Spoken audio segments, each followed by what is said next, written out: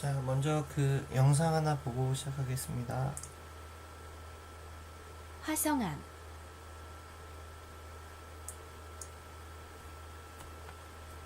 오랜 시간에 걸쳐 지층이 쌓여 있습니다. 마그마가 지표의 약한 부분을 뚫고 나와 격렬한 화산 폭발이 일어납니다.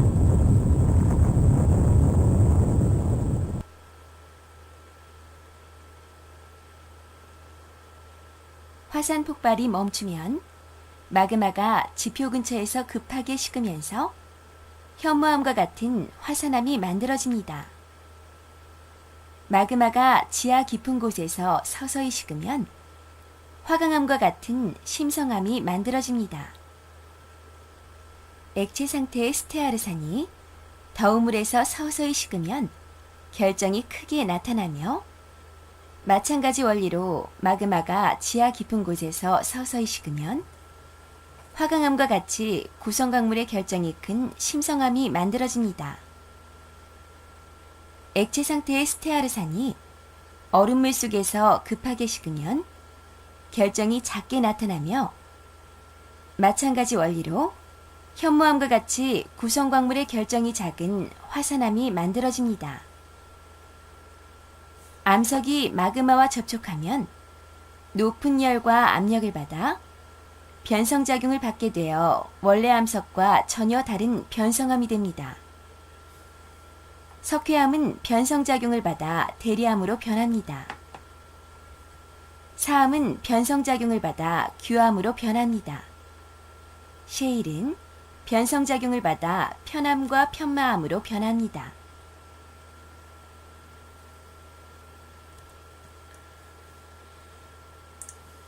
자, 네 번째 암석의 종류에 대해서 알아보겠습니다. 자, 방금 영상에서 봤듯이 자, 화성암이라는 이번 시간에는 이제 화성암에 암석이 대해서 있는데, 알아보도록 하겠습니다.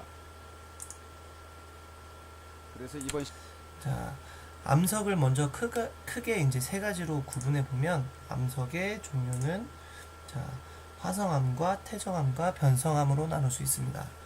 화성암은 자, 일단 암석의 기본이 된다고 볼 수 있는데, 원래는 지구가 되게 뜨거운 상태에서 식어서 만들어진 행성이기 때문에 돌멩이도 만들어지기 전에는 마그마 상태였을 거라고 추정하고 있습니다. 그래서 마그마가 녹아서 생긴 화성암이 있고요.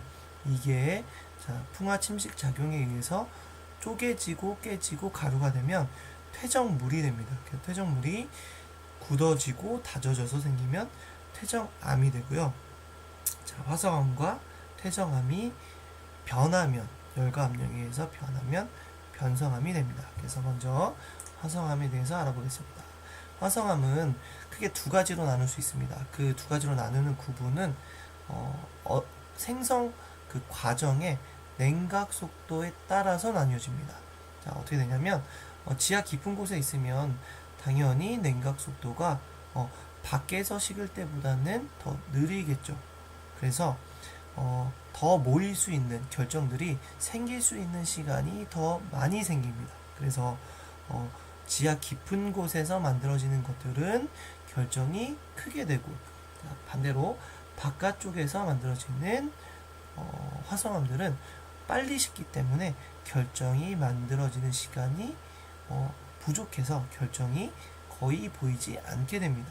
그래서 지하 깊은 곳에서 냉각 속도가 느려서 크게 결정을 만들 수 있는 돌멩이들을 심성암이라고 불러주고, 바깥에서 냉각 속도가 빨라서 결정을 크게 만들지 못하는 화성암을 화산암이라고 불러줍니다. 그래서 두 가지로 구분이 가능하고, 결정의 크기가 다른 건 마그마의 냉각 속도 차이라고 생각하면 됩니다. 선생님이 수업 시간에 예를 들었던 건 우리 학교 전교 200명의 학생들한테 5명씩 짝을 지라고 하고 충분히 1시간의 시간을 줬다. 그러면 5명씩 다 짝을 지을 수 있겠죠. 그 예는 심성암이 됩니다.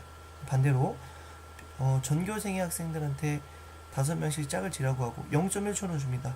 그러면 5명씩 모일 수 있는 시간이 부족하겠죠. 그런 예가 화산암이 됩니다. 자, 이렇게 구분했을 때 화성암은 6가지로 구분이 가능합니다. 그래서 선생님이 이제 이 6개의 돌멩이들을 구분할 수 있는 방법을 알려주겠습니다. 자, 먼저 다른 돌멩이들보다 현무암과 화강암 익숙한 2가지 돌멩이를 먼저 대각선에 놓습니다. 여기다 놓든지 여기다가 놓습니다. 반대로 이렇게 놔도 상관없습니다.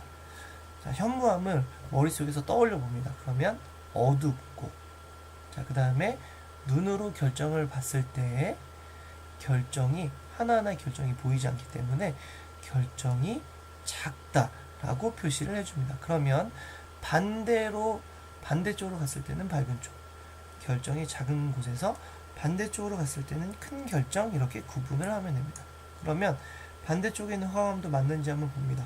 그럼 화강암은 색이 밝고 결정이 눈으로 보이기 때문에 결정이 크다라고 볼 수 있습니다. 그러면 화성암을 분류했을 때 이렇게 2개가 분류가 됐고, 이 분류 기준 2가지가 잘 맞겠죠? 이 상태에서 앞 글자를 따서 외웁니다. 유안현 화선반. 자, 유안현 화선반. 자, 그러면 그리고 나서 공부할 때 돌멩이를 자꾸 불러봅니다. 유무남, 안사남, 섬로감, 반려암. 자, 그러면 친구들 이름을 외우듯이 여러 번 부르면 자연스럽게 외워집니다. 그래서 앞 글자를 따서 외워놓으면 유안현, 유무남, 안사남, 현무암, 화선반, 화강암, 섬로감, 반려암, 이렇게 구분이 됩니다. 그래서 이렇게 화성암을 분류해주면 됩니다. 자, 그래서 암석은 생성 원인에 따라 크게 화성암, 퇴적암, 변성암으로 구분이 가능하고, 화강암이 현무암보다 광물 결정이 큰 까닭은 무엇인가? 자, 생각해 보세요. 그렇죠. 냉각 속도가 다르기 때문에 결정의 크기가 달라집니다. 자, 그래서 선생님이 실제로 찍었던 사진들을 보여줬었는데요. 여기는 그랜드 캐년이었고, 믿지 못할까봐 선생님 사진도 보여줬었고, 영상으로도 보여줬었습니다.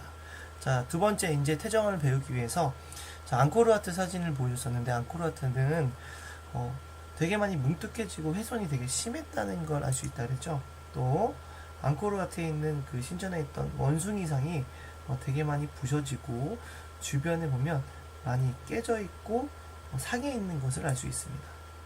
또 스핑크스도 마찬가지로 많이 원본과 다르게 예전에 만들어졌을 때하고 다르게 많이 훼손돼 있었고요. 실제로 스핑크스를 구경하러 가면 공사가 진행되어 있는 곳이 대부분이라고 합니다. 그 다음에 우리나라에 있는 마이산이었죠. 마이산은 실제로 보면 이렇게 돌멩이들이 군데군데 붙어있는 이렇게 생긴 산이라는 걸 알 수 있었습니다. 자, 2번째 돌의 구분은 퇴적암입니다.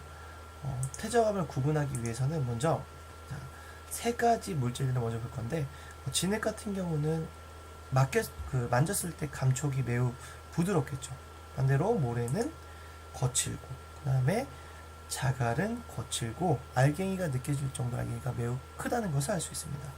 자, 이런 것들이 이제 만들어진 거고, 화성암에서 잘게 쪼개지면 진흙이 되는 거고, 가루가 되면 모래가 되고, 그 전이 이제 자갈이 됩니다. 그래서 이런 퇴적물의 크기, 얘네들의 크기를 비교해 보면 매우 작고 큰 순서인 것을 알 수 있습니다. 자, 이런 것들이 만들어지면 물에 의해서 이동해서 대부분 바닷가에서 쌓이게 됩니다. 쌓이게 되어서 이것들이 굳어지고 다져지면 암석의 형태로 바뀌게 되는데, 이 암석을 퇴적암이라고 불러줍니다. 자, 퇴적암은 그때 당시에 이동해온 퇴적물의 종류에 따라서 이렇게 층이 지게 되는데, 이 이름을 층리라고 불러줍니다. 자, 퇴적암의 종류는 6가지가 있습니다. 첫 번째, 진흙으로 만들어진 이암과 셰일, 모래와 진흙으로 만들어진 사암, 그 다음에 자갈, 모래, 진흙으로 만들어진 여감이 있습니다. 자, 사암과 여감은 각각의 퇴적물에다가 더 작은 퇴적물들이 사이사이에 끼어서 만들어졌기 때문에 여감과 사암을 구분하기 위해선 여감에서는 자갈이 있으면 여감, 사암에서는 자갈이 없고 모래와 진흙이 있으면 사암, 이암과 셰일은 진흙만 있으면 이암과 셰일 이렇게 구분이 가능합니다. 또 자, 화산재를 가지고 화산재가 모여서 쌓여서 만들어진 음회암, 자, 그 다음에 소금이 굳어져서 만들어진 암염, 그 다음에 그 조개 껍데기나 산호가 죽고 쌓여서 만들어진 석회 성분들이 물질인 퇴적물로 만들어진 석회암이 있습니다.